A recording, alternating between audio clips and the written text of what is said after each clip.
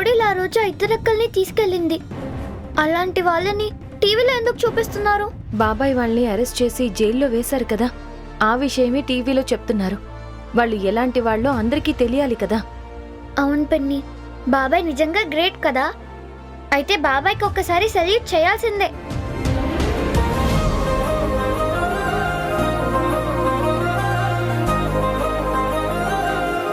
గౌతమ్ గారు, మీరు నిజంగా గ్రేట్.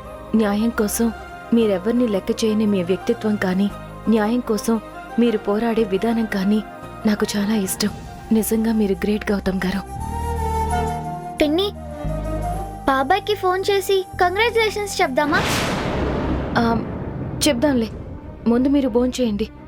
లేదు పిన్ని, ముందు మేము బాబాయ్కి కంగ్రాచులేషన్స్ చెప్పాలి, తర్వాతే తింటాం. అవును పిన్ని. స్వీటీ, వంశీ, అల్లరి చేయకూడదు. ముందు వెళ్ళి భోజనం చేయండి. వెళ్ళండి.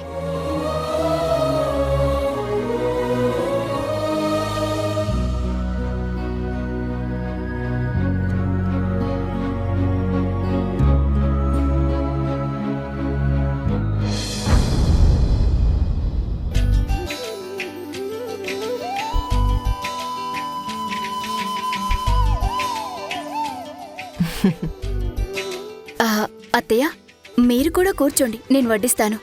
లేదమ్మా, ముందు నువ్వు కూర్చో. చాలాసేపటి నుంచి తినకుండా అలాగే ఉన్నావు. నేను వడ్డిస్తాను. గౌతమ్ వస్తేనే తింటానని చెప్పావు కదా, వచ్చాడుగా, ఇంకా వెయిట్ చేయడం ఎందుకు? నువ్వు తిను, కూర్చోరా.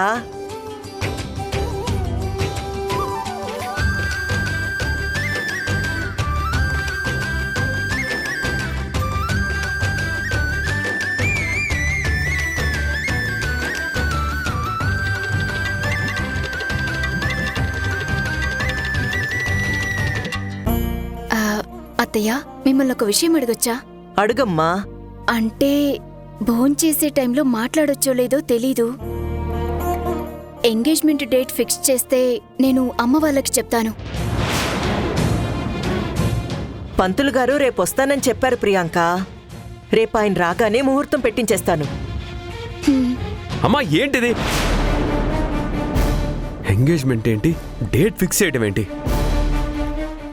అసలు ఏం మాట్లాడుతున్నారు మీరందరూ? గౌతమ్, నువ్వు ముందు కూర్చుని ప్రశాంతంగా భోంచేయ్. మిగతా విషయాలు ఏవైనా ఉంటే తిన్న తర్వాత మాట్లాడుకుందాం. నాకిష్టం లేని పని చేస్తూ ప్రశాంతంగా కూర్చొని భోంచేయమంటే ఎలా చేస్తానమ్మా? గౌతమ్, భోజనం ముందు నుంచి అలా లేవకూడదు.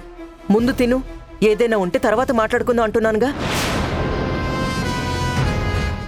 గౌతమ్ సార్, ఎందుకంత ఓవర్గా రియాక్ట్ అవుతున్నారు? అత్తయ్య మాట్లాడిన దాంట్లో తప్పేముంది? రేపు పంతులు గారు వస్తారు, మన ఎంగేజ్మెంట్ ఫిక్స్ చేస్తారు. ఇది ఎప్పటినుంచో అనుకున్న విషయమే కదా. ముందు నుంచి అనుకుంటుంది మీరు, ఆశపడుతుంది నువ్వు, నేను కాదు. అయినా నేను మాట్లాడుతుంది నీతో కాదు కదా, నువ్వు మధ్యలో రాకు. గౌతమ్ సార్, మీరు నా పైన కోపడినంత మాత్రాన నేనేమీ ఫీల్ అవ్వను. ఎందుకంటే కాబోయేవాడికి ఆ మాత్రం రైట్స్ ఉంటాయి. భార్య మీద కోపడ్డం, అరవడం ఇలాంటివన్నీ ప్రతి ఒక్కరి లైఫ్లోనూ చాలా నార్మల్గా జరుగుతూ ఉంటాయి. ఇలాంటివి కూడా నాకు చాలా ఇష్టం. కానీ నాకిలాంటివి నచ్చవు. రే గౌతమ్, గౌతమ్ రే సార్, రే ఆగు.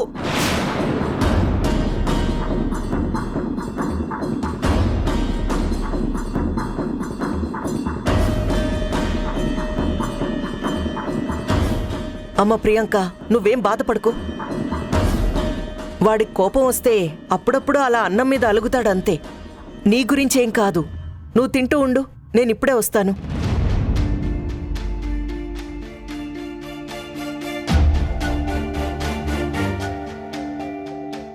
గౌతమ్, ఏంట్రా నువ్వు చేసిన పని? నీకోసం నువ్వే కావాలని మన ఇంటికొచ్చిన అమ్మాయి ముందు అలా ప్రవర్తిస్తావా? అసలు ప్రియాంక ఏం చేసిందిరా? నువ్వు తన మీద అంత కోప్పడ్డానికి తను ఉన్నదే కదా మాట్లాడింది. అమ్మా, నీకు ఆల్రెడీ చెప్పాను, ప్రియాంక అంటే నాకు ఒక ఫ్రెండ్గా ఇష్టమే, కానీ తనని పెళ్లి చేసుకునేంత ఇష్టం అయితే నాకు లేదు. గౌతమ్, అంతా మాట్లాడేసుకున్న తర్వాత ఈ టైంలో ఇలా మాట్లాడుతున్నావేంటి? నీ మనసులో ఇంకా ఝాన్సీ గురించి ఆలోచిస్తున్నావా? ఇంకా తన్నే ఇష్టపడుతున్నావా?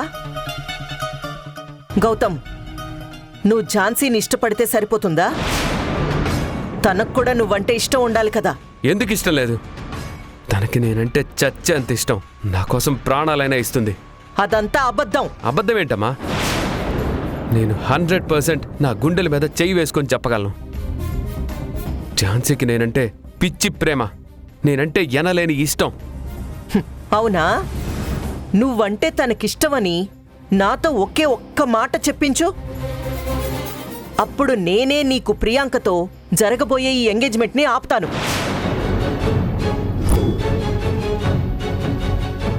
చెప్పు గౌతమ్, నువ్వంటే ఇష్టమని ఝాన్సీతో ఒక్క మాట చెప్పించగలవా?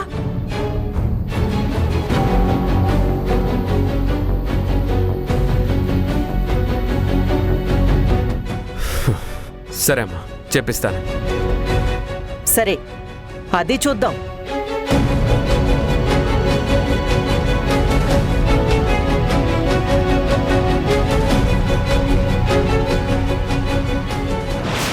చెప్పిస్తానని నువ్వన్నంత ఈజీ కాదు గౌతమ్. ఝాన్సీ నా ముందుకి రాదు. నువ్వెళ్ళి అడిగినా నా ముందుకొచ్చి నిన్ను ప్రేమిస్తున్నానని మాత్రం అస్సలు చెప్పదు.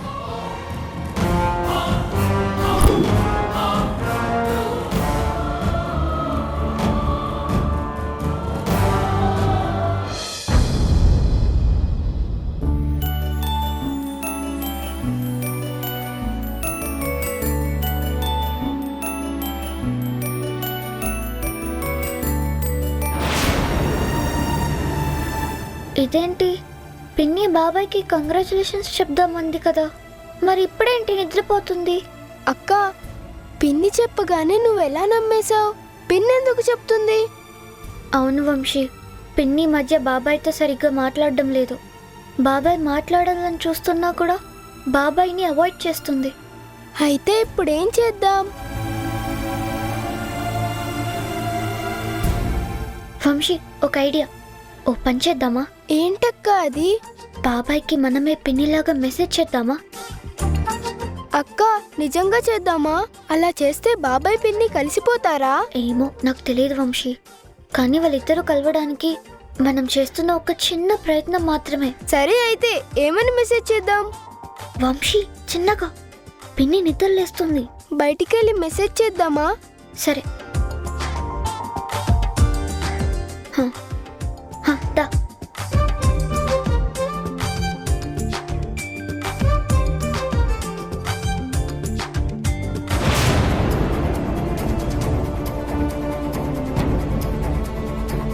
నువ్వంటే ఇష్టమని ఝాన్సీతో ఒక్క మాట చెప్పించగలవా? అమ్మ ఝాన్సీతో నేనంటే ఇష్టం ఉందని చెప్పమంటుంది. ఎందుకంత బలంగా చెప్తుంది? ఝాన్సీ అలా చెప్పదని తెలిసి అమ్మ అలా మాట్లాడుతుందా, లేదా వేరే ఇంకో కారణం ఏమైనా ఉంటుందా?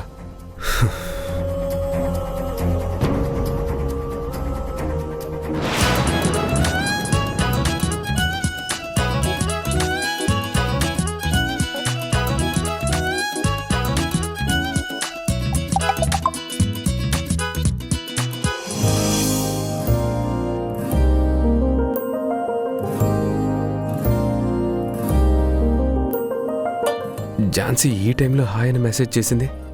వెంటనే రిప్లై ఇవ్వాలి. హాయ్ ఝాన్సీ.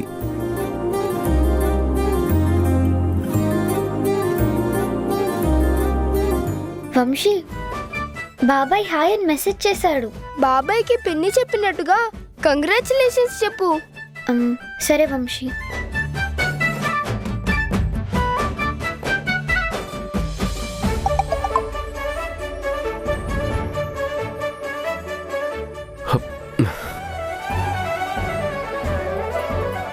ఏంటి ఝాన్సీలో సడన్గా ఇంత మార్పు? ఎప్పుడు గౌతమ్ గారు అని పిలిచే ఝాన్సీ డియర్ అంటుంది.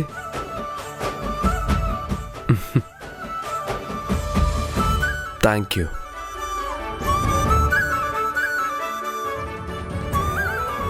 వంశీ, బాబాయ్ థ్యాంక్ యూ అని పంపించాడు. నేను రిప్లైగా బాబాయ్ని రేపు స్కూల్ దగ్గరికి రమ్మని చెప్తాను. స్కూల్ దగ్గరికి ఎందుకు అక్క? బాబాయ్ స్కూల్ దగ్గరికి వస్తే పిన్నితో కొంచెం సేపన్నా మాట్లాడే అవకాశం ఉంటుంది కదా. అలా అయినా వాళ్ళిద్దరూ హ్యాపీగా మళ్ళీ ఎప్పట్లాగే మాట్లాడుకుంటారేమో. అవునక్క, నువ్వు చెప్పింది నిజమే. వెంటనే బాబాయ్ని స్కూల్ దగ్గరికి రమ్మని మెసేజ్ చెయ్యి. ఉమ్.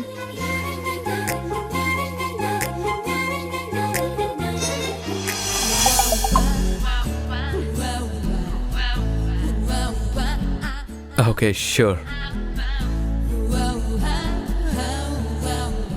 వంశీ, బాబాయ్ ఓకే చెప్పాడు. అమ్మయ్య, బాబాయ్ పిన్ని ఇద్దరూ కలిసిపోతే మనకదే చాలు. సరే అయితే ఇక బాబాయ్కి గుడ్ నైట్ చెప్పేసి ఫోన్ మళ్ళీ పిన్ని దగ్గర పెట్టిద్దాం.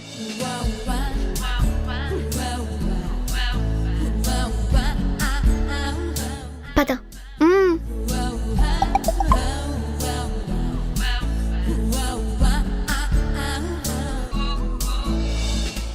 Good night Jhansi.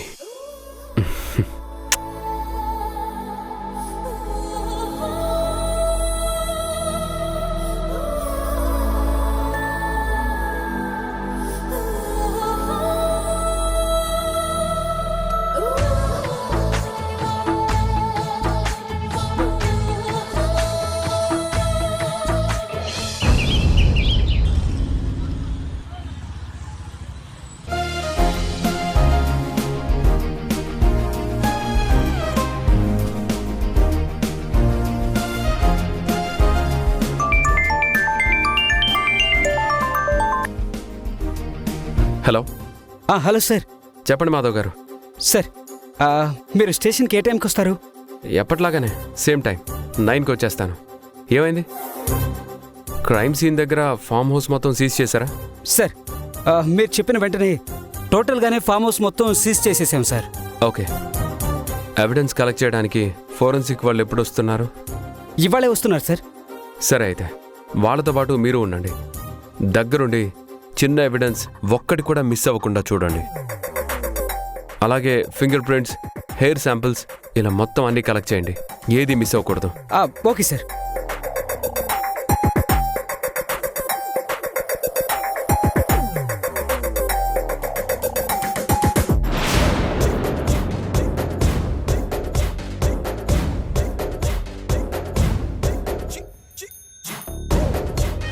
అత్తయ్య, నువ్వేంటి ఇక్కడ? నీతో మాట్లాడడానికి వచ్చాను. దేని గురించి అత్తయ్య? నిన్న నువ్వు ఫామ్ హౌస్ లో కొంతమందిని అరెస్ట్ చేసావు కదా, వాళ్ల గురించి మాట్లాడడానికి వచ్చాను. దాని గురించి అయితే ముందుగా నేను నీకు థ్యాంక్స్ చెప్పాలి అత్తయ్య. ఆ కేసులో నేను ఒక అడుగు ముందుకేసి క్రిమినల్స్ని అరెస్ట్ చేశానంటే దాని రీజన్ నువ్వే. అందుకే ఆ క్రెడిట్ నీకే ఇస్తున్నాను. వాళ్లని నువ్వు అరెస్ట్ చేసి క్రెడిట్ నాకిస్తున్నావేంటి? నేనేం చేస్తాను? నువ్వు నిన్న స్టేషన్ దగ్గరకు వచ్చి వాణ్ణి వదిలిపెట్టమని చెప్పావు కదా, అలా చెప్పిన తర్వాతే నాకు అర్థమైంది అది నేను అనుకున్నట్టు సాధారణమైన కేసు కాదని, చాలా హై ప్రొఫైల్ కేస్ అని అప్పుడే తెలుసుకున్నాను. అలా నువ్వు వచ్చి చెప్పి వెళ్ళిన తర్వాత నేను ఆ అమ్మాయిల్ని ట్రేస్ చేసి వాళ్ళని సేవ్ చేసి క్రిమినల్స్ని అరెస్ట్ చేయగలిగాను. అలా నువ్వు రాకపోయినట్లయితే ఈ కేస్ ఇంకా ఇన్వెస్టిగేషన్ దగ్గరే ఆగిపోయేది. అందుకే మళ్ళీ చెప్తున్నాను, థ్యాంక్ యూ సో మచ్ అత్తయ్య. నువ్వు వాళ్ళని అరెస్ట్ చేసినంత మాత్రాన వాళ్లకు వచ్చే నష్టం ఏమీ లేదు. గౌతమ్, ఇదంతా కాదు. నీకు సీరియస్గా ఒక మ్యాటర్ చెప్తున్నాను. నువ్వు అరెస్ట్ చేసింది ఎవరినో తెలుసా? The great business magnate Ravichandra కొడుకు దుర్గేష్. వాడినేగా నేను అరెస్ట్ చేసింది. అంటే నీకు తెలిసే అరెస్ట్ చేసావా? గౌతమ్, నువ్వు అనుకుంటున్నట్టు ఆ రవిచంద్ర మామూలు వాడు కాదు. దేశంలోనే టాప్ బిజినెస్ మ్యాగ్నెట్. అలాగే అతనికి చాలా అంటే చాలా క్రిమినల్ బ్యాక్గ్రౌండ్ ఉంది. అత్తయ్య, నువ్వే అంటున్నావు కదా అతనికి క్రిమినల్ బ్యాక్గ్రౌండ్ ఉందని. అలాంటప్పుడు కొడుకు క్రిమినల్ అవ్వడంలో ఆశ్చర్యమే ఉంది. గౌతమ్, నువ్వు అతన్ని అంత ఈజీగా తీసుకోకు. వాడు నిన్ను వదిలిపెట్టడు. నేను చెప్పినట్టు విని ఈ కేసు నుంచి నువ్వు తప్పుకో. ఎఫ్ఐఆర్ కూడా ఫైల్ చేయకు. ఒకవేళ చేసినా నామినల్గా చెయ్యి. అదే నీకు మంచిది. అవునా? నువ్వు చెప్పినట్టు చేయకపోతే ఏం చేస్తాడు అత్తయ్య? నిన్ను మన ఫ్యామిలీని వదిలిపెట్టడు. ముందుగా మీ అమ్మ మీ నాన్నని, ఆ తర్వాత తాతయ్యని, ఆఖరిగా నీకు ప్రమాదం తలపెడతాడు. అత్తయ్య ఇదేంటి విచిత్రంగా ఆ రవిచంద్ర ఇవ్వాల్సిన వార్నింగ్ నువ్వు ఇస్తున్నావు? అసలు నీకు ఆ రవిచంద్రకి ఏంటత్తయ్య సంబంధం? గౌతమ్, నేను వార్నింగ్ ఎందుకు ఇస్తాను? రవిచంద్రకి నాకు ఎలాంటి సంబంధం లేదు. నువ్వు నా మేనల్లుడివి కాబట్టి ముందు జరగబోయేది వచ్చి చెప్తున్నాను. ఇలా వచ్చి చెప్తే అయినా జాగ్రత్త పడతావని ఆలోచించుకో గౌతమ్. నువ్వు వేసే అడుగు నీ కుటుంబానికి నీకు మంచిది కాదురా. తర్వాత నీ ఇష్టం. అత్తయ్య నేను డ్యూటీలో జాయిన్ అయిన దగ్గర నుంచి నాకు ఇలాంటి బెదిరింపులు కొత్తేమీ కాదు. నీకు నా గురించి తెలుసు కదా, క్రిమినల్స్ బెదిరింపులకి భయపడి నేను కేసు వదిలేసినట్టు నా హిస్టరీలోనే లేదు. గౌతమ్, నేను చెప్పేది గౌతమ్ విను.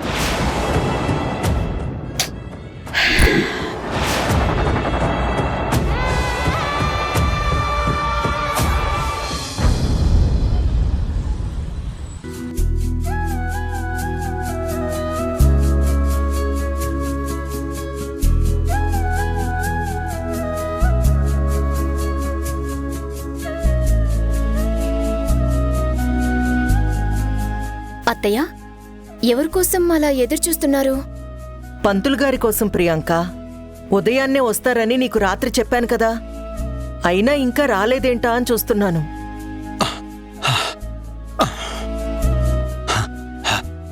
అమ్మా, వచ్చేసాను. నమస్కారం అమ్మా. దారిలో కాస్త పనుండి ఆలస్యం అయింది. పర్వాలేదు, మీకోసమే ఎదురు చూస్తున్నాను. రండి, వచ్చి కూర్చోండి. నేను మావయ్య గారిని పిలుస్తానండి. అలాగేనమ్మా. మావయ్య గారు, పంతులు గారు వచ్చారు. ఏమండి? పద్మ, చంద్ర.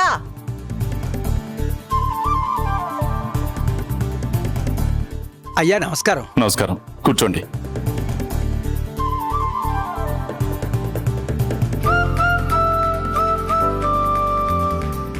ప్రియాంక. అయ్యా నమస్కారం. నమస్కారం, కూర్చోండి పంతులు గారు. పంతులు గారు, మా గౌతమ్ ఎంగేజ్మెంట్కి మంచి ముహూర్తం చూడండి. అలాగేనమ్మా. జాతకాలు ఇచ్చావా కమలా? ఆల్రెడీ నిన్నే పంపించాను మావయ్య గారు.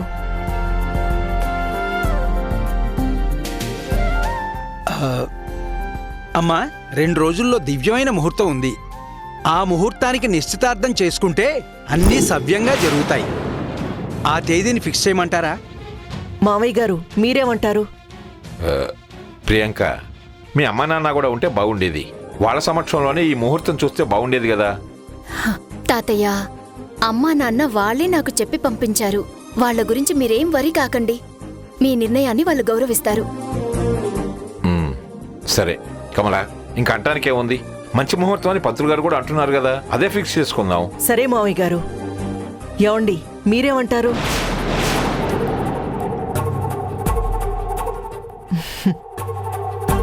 చంద్ర, పద్మ, మీ ఇద్దరికి ఓకేనా? మాకు ఓకే వదినా. సరే పంతులు గారు, ఆ డేటే ఖాయం చేయండి. సరేనమ్మా. అయితే ఆ ముహూర్తానికే ఖాయం చేస్తున్నాను. పంతులు గారు, అమ్మా, పనిలో పని పెళ్లి ముహూర్తం కూడా చూసేయచ్చు కదా. నిశ్చితార్థం అయిపోయాక పెళ్లి ముహూర్తం చూసుకుంటారమ్మా. ఇంతకీ నువ్వెవరమ్మా? ఆ అమ్మాయి ఎవరని అడుగుతారేంటి పంతులు గారు? మీరు అడిగేది ఎలా ఉందంటే, పెళ్లి జరిపించిన తర్వాత పెళ్లి కొడుకు మొహం పెళ్లి కూతురు మొహం నాకు గుర్తులేదు అన్నట్టుంది. ఇప్పుడు మీరు ముహూర్తం పెడుతుంది ఎవరికో కాదు, ఈ అమ్మాయికే.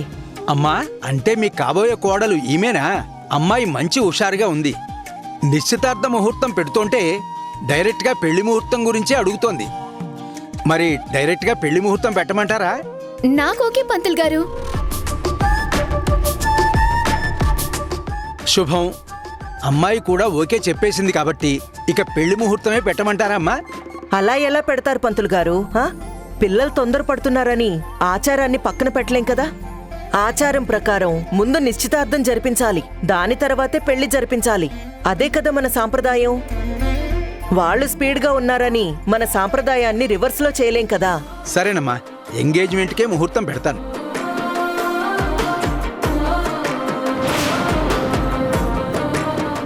అమ్మా, ఎల్లుండి 10:15 దివ్యమైన ముహూర్తం ఉంది.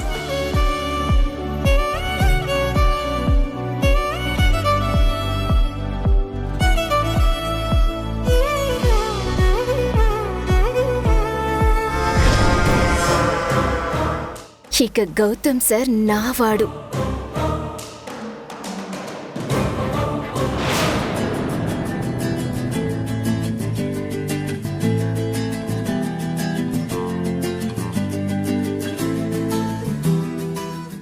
ఝాన్సీ, నైట్ డియర్ అని మెసేజ్ చేయడం చాలా అంటే చాలా పాజిటివ్గా, చాలా హ్యాపీగా అనిపించింది.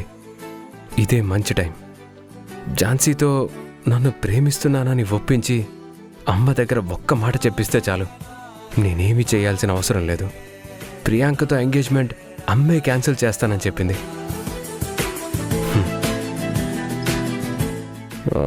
స్కూల్ టైం అయింది, ఝాన్సీ ఇంకా రాలేదు.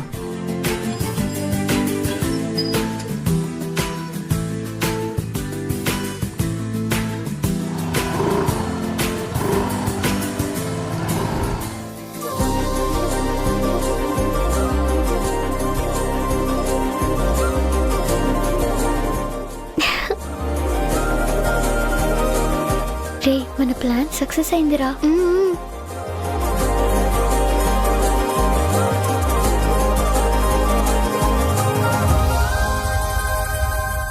గౌతమ్ గారు ఇక్కడికొచ్చి వెయిట్ చేస్తున్నారేంటి? నా కోసమా, పిల్లల కోసమా?